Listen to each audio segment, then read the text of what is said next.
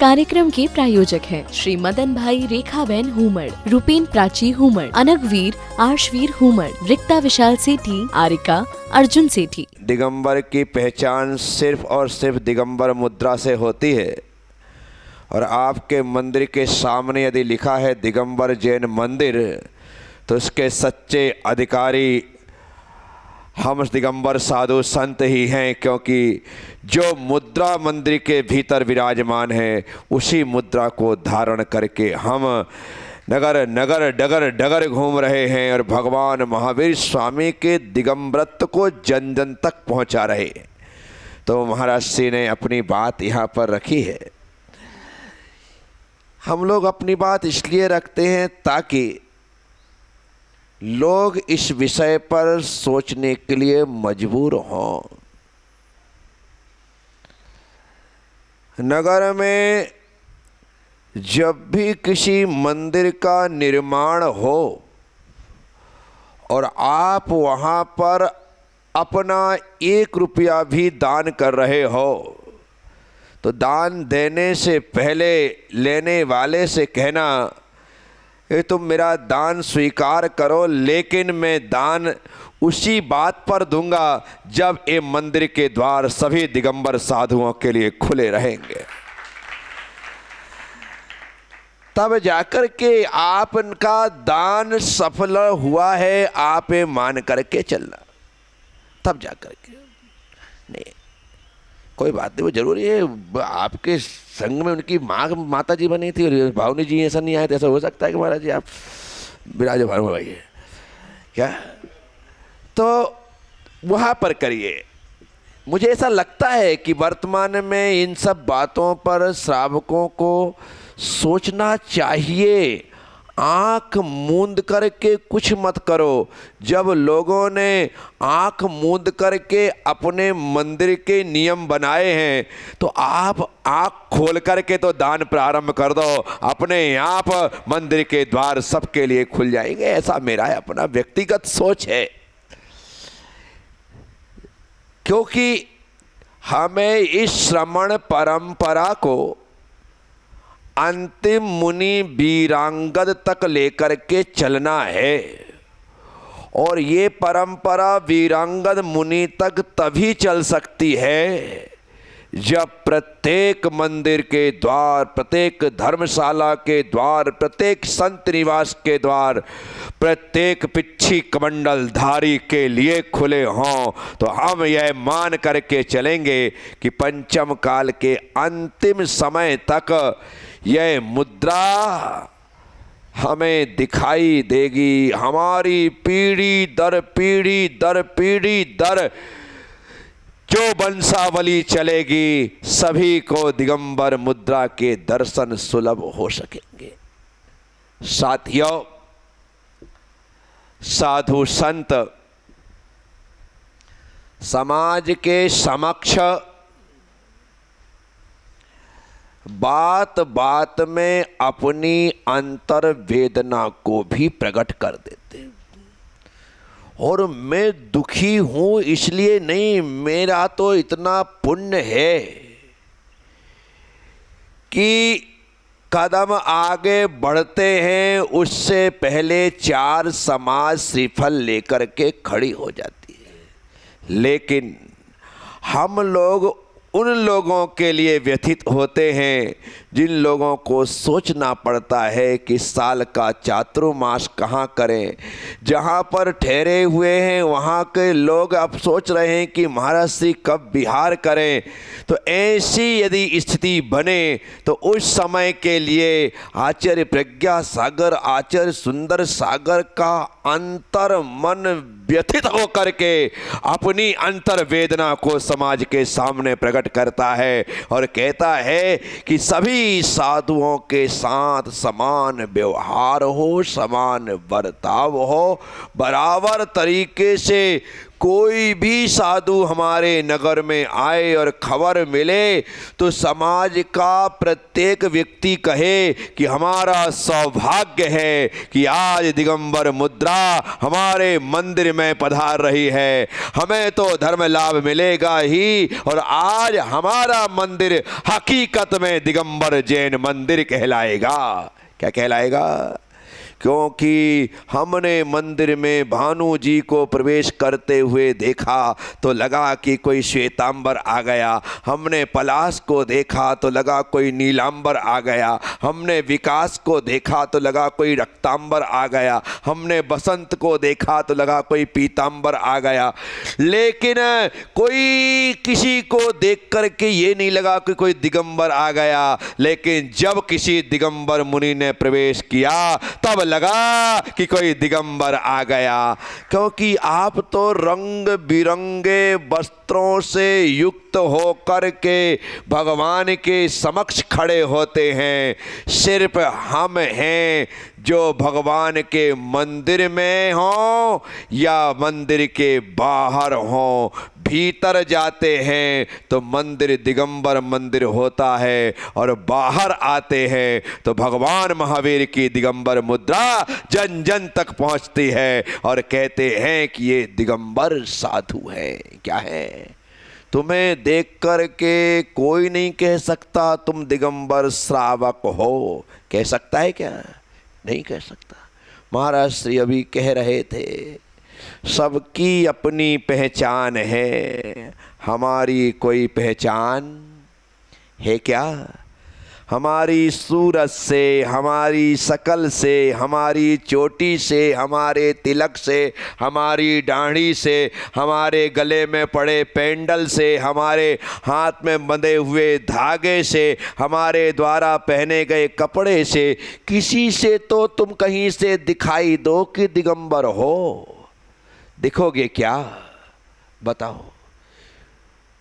मुस्लिम पहचान में आ रहा है, सिख पहचान में आ रहा है, ईसाई पहचान में आ रहा है, हिंदू पहचान में आ रहा है। श्वेतांबर ने तो कम से कम एक वाइट तिलक लगा लिया तो उस तिलक से पहचान में आते हैं कि श्वेतांबर भाई बंधु हैं। लेकिन हमारा अपना कोई उसूल नहीं है, कोई एक रास्ता नहीं है कि हमें देख करके, आप देखो ना श्वेतांबर को नहीं देखते महाराज जी, उनका इतना वाइट तिलक इतना ही सा रहेगा, उसे देख करके आप जान सकते हो कि ये श्वेतांबर है। लेकिन तुम्हारी क्या पहचान? बताओ तो सही। है कहीं से कहीं तक कुछ दिखाई देता है? कोई वेशभूषा हमारा नहीं है, एक तिलक हम निश्चित नहीं कर पाए कि हमें कौन सा करना है। कोई केसर का लगा रहा है, कोई चंदन का लगा रहा है, कोई सिंदूर का लगा रहा है, कोई लगा ही नहीं रहा है। कोई लंबा लगा रहा है, कोई गोल लगा रहा है, कोई त्रिकोण लगा रहा है, कोई छोटा लगा रहा है, कोई बड़ा लगा रहा है, कोई यहाँ से लेकर यहाँ तक भर रहा है, कोई बिल्कुल इतनी सी बिंदी। कैसे पहचान करे कि तुम क्या हो? ना तुम्हारे माथे से समझ में आता है, ना तुम्हारी चोटी से समझ में आता है, ना तुम्हारे पेंडल से समझ में आता है, ना तुम्हारे हाथ के कुछ ही चीज से समझ में नहीं आ रहा है कि तुम दिगंबर हो। आखिर हम आज तक ये निर्धारण क्यों नहीं कर पाए? क्या हम पूरी तरह से दिगंबर हैं? सोच से भी दिगंबर हो गए, समझ से भी दिगंबर हो गए, या हमने अपनी सोच और समझ को गिरवी रख दिया, या हमने कभी इस प्रकार से विचार ही नहीं किया? आखिर क्यों ये बड़े बड़े आचार्य, बड़े बड़े साधु संत बैठ कर के फालतू में एक दूसरे की टीपा टिप्पणी कर रहे हैं? इससे अच्छा है कि कोई ऐसा निर्धारण करें कि दिगंबरत्व की अपनी एक पहचान हो जाए और लोग उस पर अमल करें। सारे साधु संघ एक चातुर्मास सभी दिगंबर श्रावकों को एक पहचान देने के लिए लगा दें कि भाई ये पहचान दिगंबरों की है। लेकिन उसके लिए बड़े पदों पर बैठे हुए आचार्यों को, जिनके साथ एक हुजूम है, जिनके साथ एक भीड़ है, जिनके साथ एक काफिला है, जिनका एक लंबा चौड़ा लवाजमा है, उन लोगों को निर्धारित करना चाहिए। छोटे साधु संत तो फटाफट उसे फॉलो कर लेंगे कि हाँ आप कह रहे हैं हम इसे स्वीकार करते हैं, लेकिन वो तो करें तब जाकर के कुछ हो सकेगा। मुझे लगता नहीं है कि ऐसा कभी आएगा। लगता है आप लोगों को? नहीं आएगा। नहीं भानु जी आप गलत कह रहे हैं, गर्दन मत हिला, ऐसा हिलाओ, कभी नहीं आएगा। क्यों? क्योंकि ऊपर बैठे हुए लोग ही नहीं सोच रहे हैं। सोच रहे हैं तो उनका कोई मानने को नहीं है। मेरा एक ही कहना है, ऊपर बैठे हुए लोग यदि अपना कोई सूत्र और अपना कोई नारा देंगे तो वो सिर्फ उनका कहलाएगा। ऊपर बैठे हुए लोगों को चाहिए कि वो ऊपर ध्यान दें, अर्थात पूरा ध्यान भगवान महावीर स्वामी पर या भगवान वृषभदेव पर केंद्रित करें और वहाँ से लेकर के आएं। अपना सूत्र, अपना सिद्धांत, अपना नारा ना कह करके सीधे भगवान महावीर स्वामी के सूत्र को जन जन तक पहुँचाएं, उसके सिंबल को पहुँचाएं। तो किसी का लेवल लग जाता है ना। विद्यासागर लोग कहते हैं उनको मानने वाले माने मैं क्यों मानूं। पुष्पदन सागर बोले उनके माने मैं क्यों मानूं। विशुद्ध सागर बोले उनके माने मैं क्यों मानूं। लोग नमोस्तु शासन जयवंत बोल देते हैं तो सुनने वाले कई साधुओं को तकलीफ हो जाती है कि इसकी ऐसी हिम्मत कि मेरे सामने। और कई इतने उपद्रवी किस्म के होते हैं, हमारे डॉक्टर साहब जैसे दिनेश डॉक्टर, ये जानबूझ करके कान में चिल्लाएंगे, अरे भाई क्यों तुम उनको पीड़ा दे रहे हो, मुझे कोई तकलीफ नहीं होती, लेकिन सब साधु संत सुनने को राजी नहीं है। सब सुनने को राजी, लेकिन कुछ लोगों की आदत है कि जानबूझ करके उस बात को तुल देंगे। लोगों की मनोमानसिकता है कि ये यदि नमोस्तु शासन कहा जा रहा है तो ये शुद्ध रूप से विशुद्ध सागर का है और ये मेरे सामने सिर्फ मुझे मिर्ची लगाने के लिए बोला जा रहा है। तो क्यों इस चीज को, अरे जैनम जयतु शासनम बोलो, किसी को मिर्ची नहीं लगेगी, किसी को नहीं लगेगा। तो हम क्यों इस प्रकार की चीज, मैं तो अपने गुरुदेव से कहता हूं क्यों पुष्पदंताद्यो के पीछे पड़े हो। मंगलम कुंद कुदान्त्यो बोलो, किसी को तकलीफ नहीं होगी। मैं तो उनसे बोला और मैं नहीं बोलता हूं, वो मुझे भी कुछ नहीं बोलता कि तेरी इच्छा। क्यों? मुझे लगता है कि ऐसा काम क्यों करो जिससे अन्य संघ के साधुओं को तकलीफ हो। जैनम जयतु शासनम, एक कह देने से एक भी साधु को बोलो किसी को तकलीफ हो तो मैं बता, मुझसे कहना किसी को नहीं होगा। क्यों? क्योंकि यह वाक्य विशुद्ध सागर जी ने नहीं, प्रज्ञा सागर जी ने नहीं, गुरु गौतम स्वामी के कंठ से निकला था। जैनम जयतु शासनम। ये सार्वभौमिक दृष्टिकोण होना चाहिए। सभी साधुओं को ध्यान में रखते हुए संविधान और उसूल बनाए जाने चाहिए और सब स्वीकार ना करें तो मुझसे कहना। लेकिन जब हम अपने हिसाब से बोलते हैं तो हर व्यक्ति एक्सेप्ट नहीं करता। भगवान महावीर स्वामी को ध्यान में रखते हुए कोई विधि और व्यवस्था दी जाए तो आचार्य शांति सागर जी महाराज दक्षिण, आचार्य आदि सागर जी महाराज अंकलिकर, आचार्य शांत सागर महाराज छाणी, ये तीन परंपराएं आज है। किसी को भी भगवान महावीर स्वामी को एक्सेप्ट करने में तकलीफ नहीं होगी। मैं सिर्फ शांति शांति सागर चिल्लाऊंगा तो इन्हें कहेगा नहीं भैया अपन तो आदि सागर वाले, अपने को ये फिट नहीं बैठता है, ये नहीं हो सकता। मैं जिस परंपरा का हूँ, मेरे परंपराचार तो वही है, नहीं चलेगा। हम दोनों मिलकर के आदि सागर और शांति सागर ये सब कुछ करने लगे तो छाड़ी वाले कहेंगे नहीं भाई ये नहीं हो सकता, आपको तो वो परंपरा भी देखना पड़ेगा। शांति सागर जी महाराज से आपको आगे चल कर के सुमति सागर जी महाराज तक आना पड़ेगा, सिंहरथ वाले महाराज और ज्ञान सागर तक आना पड़ेगा। वो कह रहा है क्यों? ऐसा भी तो कुछ हो सकता है जो इन तीनों के ऊपर हो। जो तीनों के ऊपर होगा वो मूल धारा होगी, मूल आवनाएं होगी। उससे जब हम बात करेंगे तो सबको एक करने में एक दिन लगेगा, एक करने में। लेकिन हम सब अपनी अपनी ढपली बजा करके अपना अपना राग छेड़ रहे हैं, और फिर लोग तो मिल ही जाते हैं हवा देने वाले। हाँ महाराज बहुत अच्छा खाया आपने, आज से ऐसे ही चालू। अरे क्यों मूल परंपरा को छोड़ करके फिरकों में विवादों में उलझ रहे हो?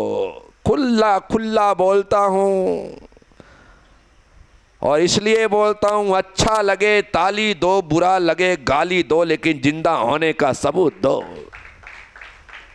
कि तुम जिंदा हो। करना यही पड़ेगा जैनत्व की एकता के लिए। ये तीन परंपरा से ऊपर जाना पड़ेगा, और ऊपर जाकर के कोई एक ऐसा सूत्र, कोई ऐसा सिंबल निकाल करके लाना पड़ेगा ताकि सभी लोग उसे सहर्ष स्वीकार कर सकें। अन्यथा पंथवाद भी बढ़ेगा, संतवाद भी बढ़ेगा।